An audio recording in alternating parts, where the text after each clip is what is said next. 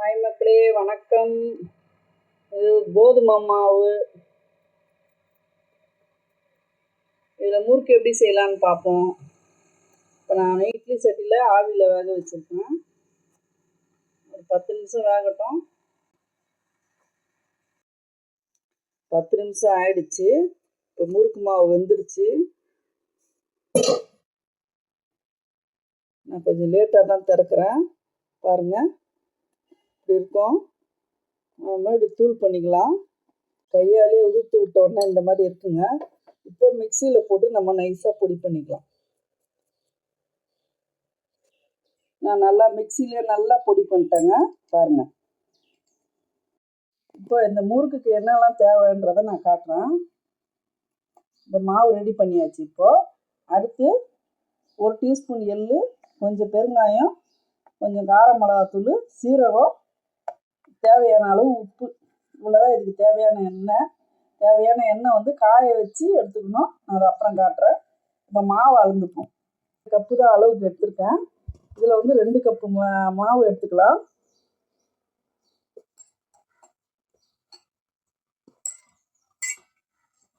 சரி, 2 கப்பு மாவு. இந்த 2 கப்பு மாவுக்கு 3/4 கப்பு கடலை மாவு.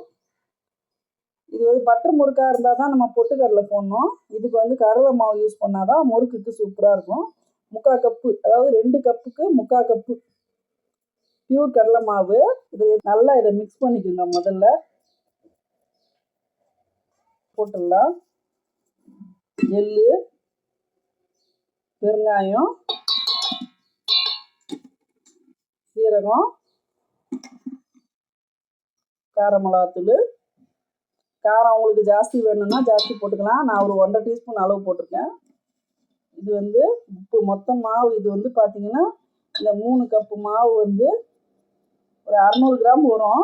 உப்பு பார்த்து போட்டுங்க. இந்த உப்பு 1.5 டீஸ்பூன் அளவு எடுத்துருக்கேன். கரெக்டாக இருக்கும். நல்லா கலக்கிக்கணும். இதை கலக்க தெரியாதவங்க வேணும்னா இந்த மாவை அப்படியே கொஞ்சமாக செய்கிறவங்க மிக்சி ஜாரில் போட்டு ஒரு ஓட்டு ஓட்டினீங்கன்னா கரெக்டான பக்குவத்துக்கு வந்துடும் மாவு. ஆனால் எள்ளு சீரகம்லாம் போடுறதுக்கு முன்னே போட்டுனீங்க கலக்குங்க. கடல மாவு போட்டோடனே போடுற மாதிரி நல்லா கலக்கிட்டேன்.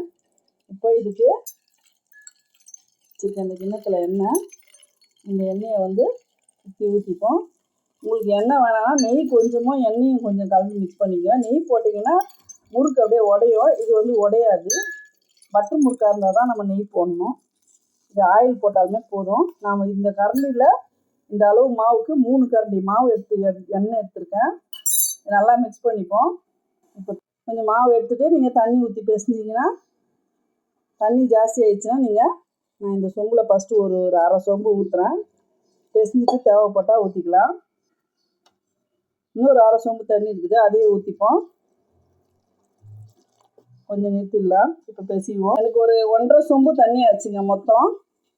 நீங்கள் போடுற மாவுக்கு ஏற்ற மாதிரி பார்த்து பிசைஞ்சிங்க. இந்த மாதிரி ஓரளவுக்கு பிச்சு பிச்சுன்னு தான் இருக்கும். ஒரு எண்ணெய் காயிற கேப்பில் பாருங்கள் எப்படி மாறுதுன்னு. ஒரு 5 நிமிஷத்தில் மாவு வந்து தண்ணி உறிஞ்சிரும். முறுக்கு மாவு பேட்டர்ன் ரெடிங்க. இப்போ பாருங்கள், ஒரு 5 நிமிஷம் ஆயிடுச்சு. நான் இப்போ எண்ணெய் காய வைக்கிறேன்.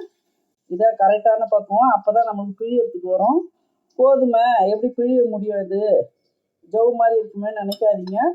இது வந்து வறுத்து சில பேர் செய்வாங்க. நீங்கள் இந்த மாதிரி ஆவியில் வேக வச்சு செய்கிறது வந்து நம்மளுக்கு ரொம்ப யூஸ்ஃபுல்லாக இருக்கும். நீங்கள் செய்து வச்சுக்கோங்க. ஒரு 1 லிட்டர் எண்ணெய் ஊற்றிப்போம். எண்ணெய் நல்லா காயட்டும். ரொம்ப ஓவர் ஹீட் வேணாம், மிதமான சூடாக இருக்கணும். நான் முறுக்குழ வந்து இன்றைக்கி ஸ்டார் அச்சு எடுத்துருக்கேங்க. இப்போ இதில் மாவை போட்டுப்போம்.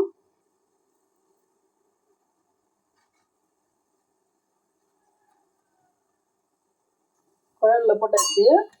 இப்போது இந்த மாதிரி இடியாப்ப தட்டு எங்கள் வீட்டில் இருக்குது, அதில் நான் பண்ணியிருக்கேன். இந்த மாதிரி குட்டி குட்டி தட்டுங்க இருந்துச்சுன்னா அதில் வந்து லேசாக வந்து கொஞ்சம் தண்ணி லேசாக தொட்டு இப்படி தொடச்சிட்டு இப்போ இதில் முறுக்கு பிழிவோம்.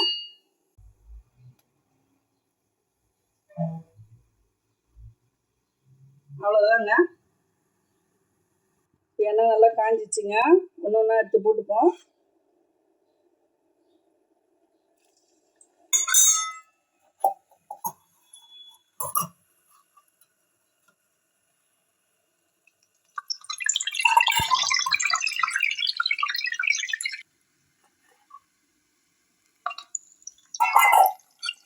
தண்ணியும் தடவிக்கலாம், எண்ணெயும் கோதுமை முறுக்குன்னு சொன்னால் யாரும் நம்பவே மாட்டாங்கங்க. கண்டிப்பாக ரொம்ப டேஸ்ட்டாக இருக்கும், ஆரோக்கியமான ஒரு உணவும் கூட. கண்டிப்பாக வீட்டில் ட்ரை பண்ணி பாருங்கள். இருக்குது இல்லைங்களா நுர மாதிரி, இதெல்லாம் அடங்கிடுச்சுன்னா வெந்துச்சுன்னு அர்த்தம். மேலே எலும்பி வரும் பாருங்கள். நுரெல்லாம் நல்லா அடங்கிடுச்சுங்க. இப்போ எடுக்கிற பக்குவத்துக்கு வந்துடுச்சு. முறுக்கு எடுத்துக்கும் பாருங்க. இது உடையவே உடையாதுங்க, நெய் போட்டால் தாங்க உடையும். நல்லா டப்பாவில் ஸ்டோர் பண்ணி வச்சுட்டு பிள்ளைங்களுக்கு சாயந்தரத்தில் கொடுக்கலாங்க. டேஸ்ட்டும் சூப்பராக இருக்குங்க. நான் உடைச்சி காட்டுறேன் பாருங்கள். முறுக்கு போடுறதுக்குள்ளே ஒரு 10 நிமிஷம் ஆயிடுச்சு இல்லைங்களா. மாவு பிசைஞ்சு கையில் ஒட்டும். லேசாக நம்ம வந்து ஒரு டீஸ்பூன் எண்ணெய் மேலே ஊற்றி ஊற வச்சிட்டோம்னா மாவு காயாது, நம்மளுக்கு எடுக்கிறதுக்கும் ரொம்ப சூப்பராக இருக்குது பாருங்க. ஒட்டாமல் வருது பார்த்தீங்களா. இல்லைன்னா நம்ம மாவு போடலன்னா கையெல்லாம் ஒட்டும். அதனால் அது நீங்கள் பார்த்துக்குங்க. நான் இந்த முறை கரண்டியில் பிழிஞ்சிருக்கேன் பாருங்கள், எப்படி போடலான்னு பார்ப்போம். அழகாக ஊற்றி பார்த்தீங்களா. கரண்டியில் போட்டோம்னா ஜல்லி கரண்டிலே நீங்கள் இப்போ பிழிஞ்சு கூட போடலாங்க. தட்டு உங்களுக்கு ரொம்ப கஷ்டமாக இருந்தால் லேசாக அழகாக அப்படி ஒரு தட்டு தட்டினோடனே ஊந்துடுதுங்க. ரொம்ப வசதியாக இருக்குது இந்த மாதிரி போடுறது, கரண்டியில் போடுறது. நீங்கள் இப்படியே ட்ரை பண்ணுங்கள். இது போன வாட்டி தட்டில் போட்டது கூட நெளிஞ்சு வந்து இது நல்லா அழகாக வந்துருக்குதுங்க. சூப்பராக பாருங்கள், நல்லா பெருசாக சூப்பராக வந்துருக்குது முறுக்கு. டேஸ்ட்டு சூப்பராக இருக்குங்க. சவுண்டு கேட்குதுங்களா. ருசி அமக்கலமாக இருக்குது. முறுக்கு வெந்துருச்சுங்க, எடுத்துடலாங்க. அருமையான முறுக்கு ரெடி.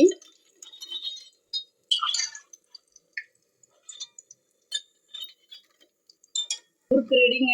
இங்கே பாருங்க, முறுக்கு சூப்பராக இருக்குங்க. டேஸ்ட் அருமையாக இருக்கும். கண்டிப்பாக ட்ரை பண்ணி பாருங்கள். இந்த ஆரோக்கியமான முறுக்கை கண்டிப்பாக ட்ரை பண்ணி பாருங்கள். வீடியோ பிடிச்சிருந்தா லைக் பண்ணுங்கள், ஷேர் பண்ணுங்கள், சப்ஸ்கிரைப் பண்ண மறக்காதீங்க. கண்டிப்பாக இது வரணும் இது காற்று போகாத ஒரு டப்பாவில் வந்து நீங்கள் கண்ணாடி பாக்ஸ்லேயோ இல்லை சில்வர் பாக்ஸ்லேயோ போட்டு வைங்க, கெடாமல் இருக்கும். டேஸ்ட்டு சூப்பராக இருக்குங்க. ட்ரை பண்ணி பாருங்கள். பிள்ளைங்களுக்கு ஸ்நாக்ஸு கடையில் வாங்கி கொடுக்காம வீட்டில் செய்து கொடுங்க. என்னுடைய வீடியோ பிடிச்சிருந்தா லைக் பண்ணுங்கள், ஷேர் பண்ணுங்கள், சப்ஸ்கிரைப் பண்ணுங்கள். முன்ன பின்ன எதுனா குறைகள் இருந்தால் மன்னிச்சிருங்க. தேங்க்யூ மக்களே.